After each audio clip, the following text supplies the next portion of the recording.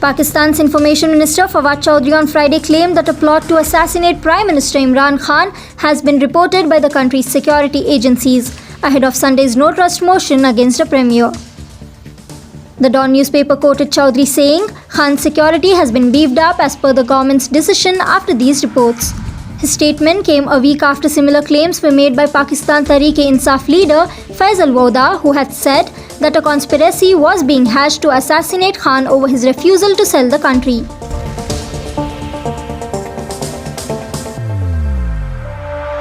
Vawda had made the remarks on ARY News show over a letter Prime Minister Khan had brandished at the PTI's March 27 show of strength, claiming that it contained evidence of a foreign conspiracy to topple his government.